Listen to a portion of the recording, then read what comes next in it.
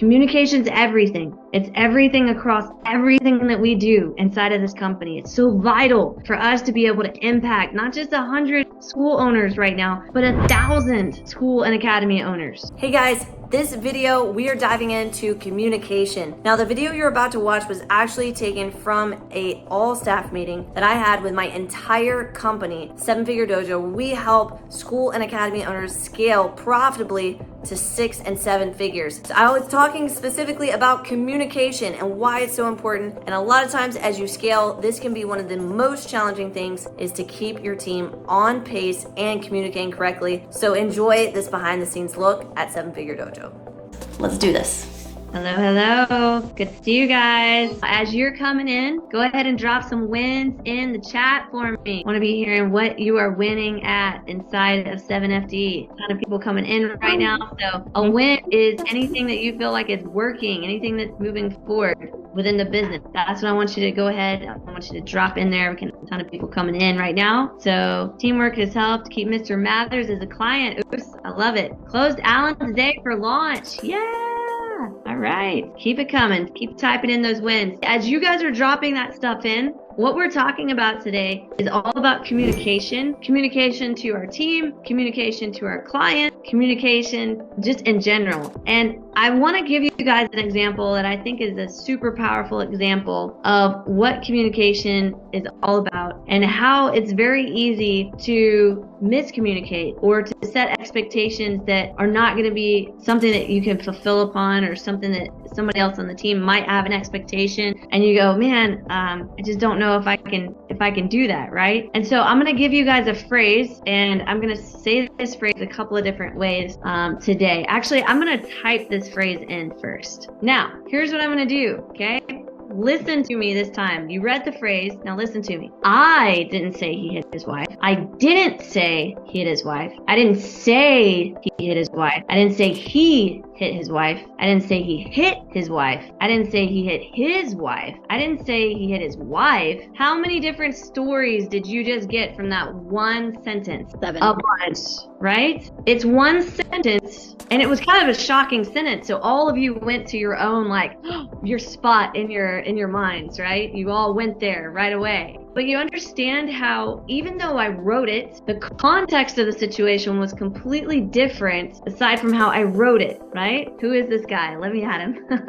Well, again, maybe it's not he hit his wife, right? You know, so there you go. But I want to just take a moment here, and I want to camp out on this, because sometimes especially because we're utilizing Slack so much for everything, things can actually get lost in communication very, very easily. And one of the easy things to do is to take our lens, our glasses for which we see those messages coming in at us, and we use that lens for everything else. The interesting thing is that your lenses, your glasses that you view the day in can easily change. It's not like you view every single day the exact same way every single time. For example, if you had something very bad happen to you and you came in and you were still trying to work through your day and all of that, and somebody messaged you something that was like, well, on any other day, it probably wouldn't have been a big deal. But on this one particular day, because you were having such a bad day,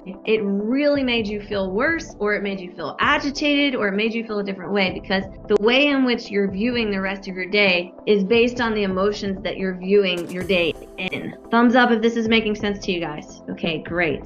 So clear communication is an asset. Understanding communication is a huge advantage. And also being able to take your glasses for the day that you have on and taking them off when you're reading something and trying to take the perspective of the other person into account is huge. It's absolutely huge. So when we're looking at communication, I'm going to go through the different departments and different things. So when we're looking at communication from our department leaders, people that are messaging us about things that need to be done, I want you to think for a moment on what you might think is the lens that they're putting on the messages that they're sending you. For example, I want you to think about what are 3 responsibilities that a leader, if they're leading you, what do you think 3 responsibilities might be of that leader? And I want you to drop it in the chat for me right now. It could be individual tasks, or it could be things that you think they're supposed to be doing or responsible for. And I want you to just drop it in the chat. And there is no right or wrong answers, guys. This is just an exercise to get us all understanding a little bit more about communication. Miss Callie put, drive the ship. Okay, that's good. That's good. Keep dropping in. What are a couple of responsibilities that you guys think they might have? Communication, guidance, motivation. Okay, leading the department, the success of the team members, customer and client success. All right, motivation, motivating the team, sharing information, guiding us. Okay, leading by example, guidance. All right, having the right team on the bus. Okay, cool. Coordinating the whole team, organization, ensuring processes are followed correctly, sharing info from above, taking into account what the team needs. These are lots of good things. So when we receive something from a leader, and we need to understand that when that leader is asking us to do something or to be a part of something, we have to understand where this leader is coming from, what lens they're coming from, in order to understand the communication that's coming at us. Okay, so I also want you to think about, what about from clients? What do you think are their 3 top priorities from a client? What do you think they might be? Sales team, advisors, you guys should have some really good golden nuggets you can drop here. What do you think are 3 things that a client would be concerned about? Not to do with us, like to do with their business. What would they be concerned about? Go ahead and drop that in. Okay, results, growth, enrollments, return on investment, retention, student enrollments, solving their pain, staff, revenue, feeling heard. I like it. Advantage over competitors. Okay, cool. ROI, retention, all that. So I explained this a while ago. I don't know, it's been a couple of months back probably, when I was on another term for this would be an entrepreneur. Okay, all staff like this. You have to understand that where our clients are coming from and what they're doing. So our clients are entrepreneurs. They're business owners. Okay, so right now, for the vast majority of you at this point in time, you might think of yourself as an employee or as a team member, and you don't think of yourself as an entrepreneur. But I want everybody to understand you are an entrepreneur. I'm gonna let that sit there for a moment. Let me explain to you why. When you are working inside of a company, you're part of a team, you have to understand that your job is not guaranteed for the next day. It's not guaranteed for the next week. It's not guaranteed for the next month. Now stick with me. I'm not saying that people are getting fired, so hold on. What I'm saying here, guys, is that the results that you provide in whatever area that you're working on directly impacts whether or not you're successful as a team member, whether or not you're successful as the business of you. Just like a martial arts school owner, a school or academy owner, they're going to be looking at, okay, in order for me to be successful, I have to have new students, I have to make more money, and I have to be able to pay my bills. That's kind of like their thought process. I got to be able to grow. And for some of them, they're in a mode of survival, okay? So when you learn a new job, to a certain extent, you're in this mode because you're like, I don't know everything that I'm supposed to know. And I just gotta I gotta figure it out because I want to do as best as I can in this role, right? You're in that survival mode. You're just trying to do your best. You don't know all the aspects of it. Once you've been in the role for a while, you start settling in. 1 of 2 things can happen. You get really comfortable in that role and you just go, well, I'm doing pretty good here. There's nothing really else to do except for do good. Like, I can just do good at this role. Or you can go into, I need to do better. I want to grow. I want to be able to say, hey, I'm more valuable to this company and this team. I'm contributing more, right? I'm able to move further ahead because I'm able to understand and learn how all of these processes work together to further the company. You have to understand that school and academy owners fit into one of those 2 categories. They're either in survival mode, like they can't pay their bills, they're losing students, maybe they have a part-time job, but they're trying to get this full-time thing going. Like, that's that mode. But then you have another group of school and academy owners that are sitting there going, you know what, like right now we're not doing as good as we could, but I kind of maybe want to do better, but I'm just not certain if I want to put in the work to do it. Miss Katie, can I get an amen from that? Do you have people like that? Miss Zay, Miss Callie, you guys have been hearing them, right? There are certain clients that are like that. Dojo assistant team,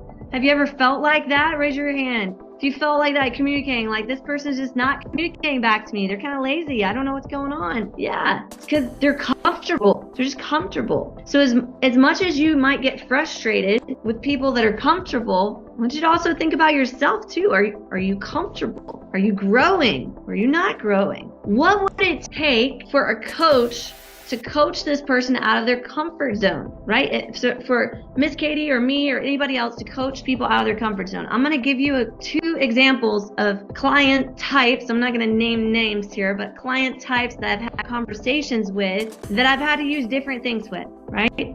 So I've had a very blunt and to the point conversation with a team member, or not team member, excuse me, with a client that I've had. This client basically was about 6 months in with his journey with us, and he really hadn't done anything. And at the end of the conversation, he was like, look, I just don't know if this is working, like I'm not seeing any results. And leading up to this point, I had been on weekly coaching calls with him. I had our team booking appointments for him. I had made sure that his ads were on point, like all the things.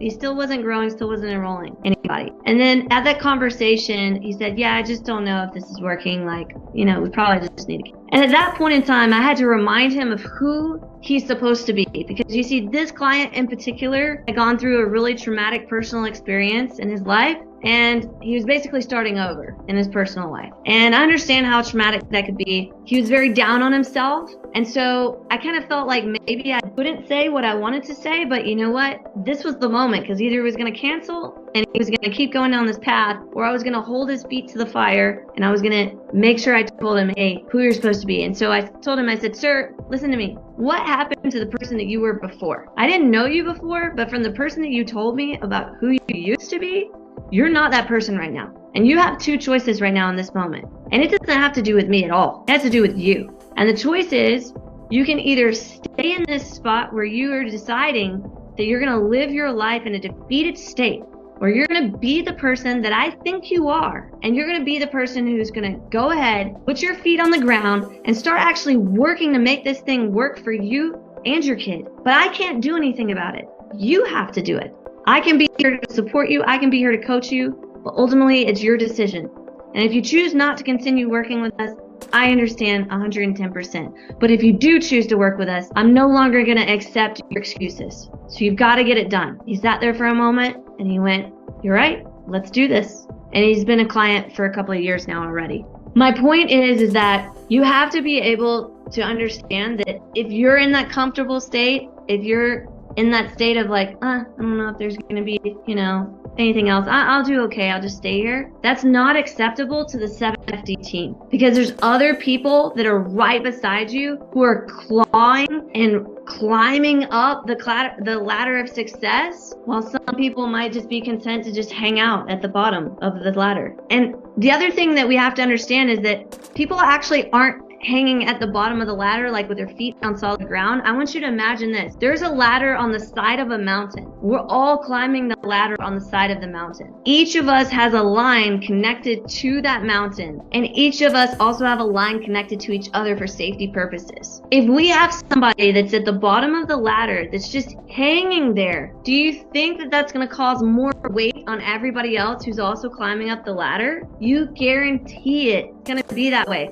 What happens if this person just goes, you know what? I don't even want to put my feet on the ladder. I just want to hang out here. And then they pop off the ladder and they're like, hey, y'all, what's up? All of the weight is now on the people that are like, oh my God, get off of get on the ladder. Do something. I'm about to fall. You're going to take me off this ladder too. And as a team leader, we can't allow somebody to hang there, right?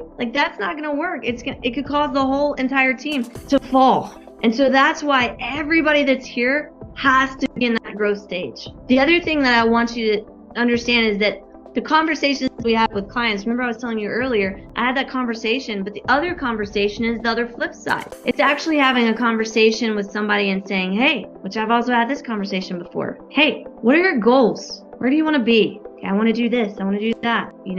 I think we can get there. Okay, what's in your way? Well, I don't know how to do this. I don't know how to do that. Okay, well, how about you start implementing this? You start doing this step. You start doing this step. You start doing this step. Let's work on those things together. Can you do it? Yeah. No, that's That's exactly what I needed. I'm going to go back and I'm going to implement. And here's what happens to those clients. They go on our Client Wins channel. They're the people that you see in there that are hitting record months. They're the people that you see in there that, even though it's hard, don't care about how hard it is. They're willing to go the extra distance because they have a dream and a vision of what they want to achieve. And so you can see we have two different client conversations that are going on. But that's also what can happen as a team as well. We have to have those different conversations going on with different team members. Like I had a conversation with a team member earlier this week where we were discussing, I think it was in our core team, I had said, look, what are you doing to invest and to grow yourself? And I had a conversation with a team member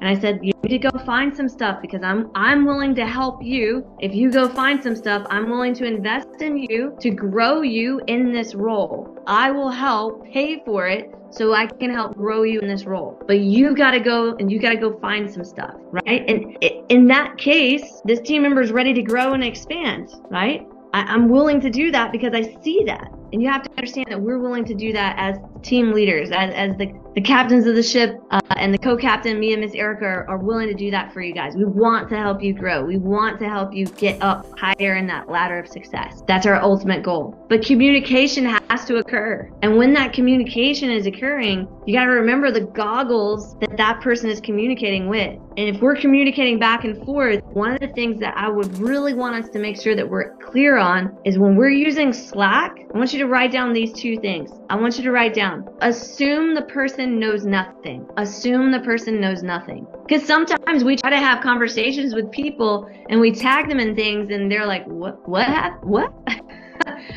I don't understand anything about what's happening right now. And then the person has to answer the question and then you go, oh, no, this just happened with me and Mr. Sebastian. I'm telling you, I made a mistake. I assumed that he knew what I was talking about. And then this is what happened. I'll give you a great example right now. I wasted Mr. Sebastian's time. He researched something, he recorded me a video, then he sent me the video, and then I was like, well, actually, that's not what I was talking about. I need this. And then Mr. Sebastian had to go back and create another video to tell me what I originally should have done to ask the appropriate question or to explain it. But I didn't come to him assuming that he knew nothing. I came to him assuming he knew what I was talking about. If you're a dojo assistant right now and you're communicating with your client, I need you to assume that they have no idea about our internal acronyms, our internal abbreviations. They do not know. I mean, how many of us have told somebody your lead is disqualified and then they're like, oh, disqualified? What do you mean? Why are you disqualifying leads, right? And you're like, whoa, we're not disqualifying the lead. They're saying that they can't drive to you, like that they're 45 minutes away from your school, right? We have to assume, you, dojo assistant team, you have to assume that your client doesn't understand or know anything. You have to also understand this. There's no magic onboarding process that gives them all the information at one time. And even if there was, they cannot retain it. They can't get it all. Let me tell you, if we have a person who's onboarding with us and they've gone through a sales call, okay, that sales call, we've dove into their problems. We've talked about, how we could particularly help them with whatever they've got. The second thing that happens after that is we start going, okay, this is the strategy for you. They get onboarded. They get told about different things that we use internally, our Slack communication platform, the online academy, how to use the app on their phone for lead connector. And oh, by the way, you also have an ads team that you have to communicate with, and you have a dojo assistant team to communicate with. And by the way, it's not just one person you communicate with. There's like 25 people that you could potentially have interactions with. Yeah, me and Miss Katie did the exact same thing. Mind blown. Especially for people that only have themselves and an assistant instructor. They gained a team of 25, 30 people to help them succeed. Now that's a great thing. They gained a whole entire team pushing them forward to help them succeed. But at the same time, you have to understand that it could be totally overwhelming, right? So when we're communicating to them, ads team, they don't know what CPL means. They have no idea that it means cost per lead. Matter of fact, they don't even know what a good cost per lead is. What is it? What does it mean? They don't know our benchmark for cost per lead. They don't know what it means when we say that the ad is burning out and we need to replace the creative. I like the creative. Why can't we just keep my picture there, right? Why can't we do that? Why does it matter for us to change it out? They don't know these things. Creatives team, when we're creating content, moving forward as we do this, when we're creating out that content, we have to understand that the person that's viewing the content, the person that's interacting with content, doesn't know all the great things that we do for business owners. Advisors, sales team, when we're getting there and we're communicating with the potential client, they don't know how much their life is going to change. They can't see the future yet. That's why we've got to show them. Departments, department team leaders, our communication to our team, they don't understand what you know. They don't have the depth of knowledge that you have. They don't understand the importance because no one's explained it yet. They don't understand the urgency. I had this happen. Guys, I'm just telling you what I do, that I have to catch myself.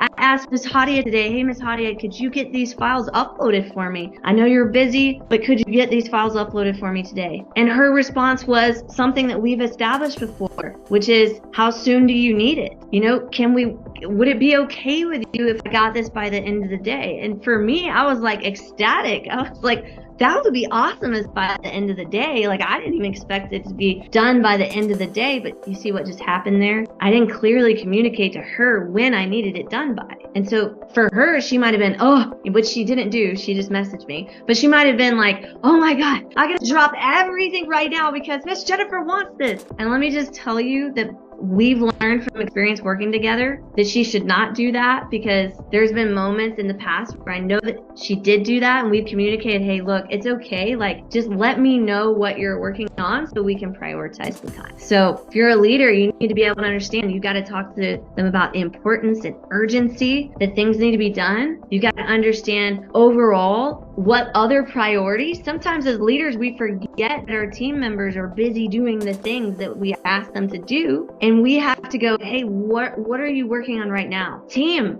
when you're communicating, this is something that I make sure that I'm very clear on to team members that I'm working with that are part of departments that are saying to me, well, I just have so much going on. I just don't, there's too much going on at one time. And I'm going, hey, I have the power and control to change how much is going on. So if you're getting stuck, let me know. Because by the way, I not only have the power to change what's going on in your workflow, I also have the knowledge of what's happening in other people's workflows. And I can say, you know what? This person over here has a lighter workflow this week. You're drowning in workflow. Let's get them to help you for this week. But I can't know that if I don't get that communicated to me. Your team leader can't know that unless you get that communicated. So when you're reaching out and you're saying, hey, I think I need some help, it's not saying, hey, I suck at my job and so basically you should give me some help. It's not that. It's just saying, I think I might need a little bit of help. But likewise, I need you to understand that we're expecting when someone's like, I need a little bit of help, this is someone who's actively climbing that ladder I talked about earlier, not somebody who's just chilling on the side being like, peace out, guys, I'm just hanging. Because if you're that person and you're just hanging, the answer is going to be get on the ladder. If you want help, get on the ladder and start climbing. But for somebody who's like, my arms are shaking, the weight's so heavy, can I get some help? That's going to be us reaching down and going, yeah, here you go. Hold on to me for a moment. Let's give your arms a break. So hopefully you understand the difference between the two. Communication's everything. It's everything across everything that we do inside of this company. It's so vital for us to be able to impact not just 100 school owners right now, but 1,000 school and academy owners. If we get this down right now with this team, as our team grows, we'll be able to grow exponentially as well.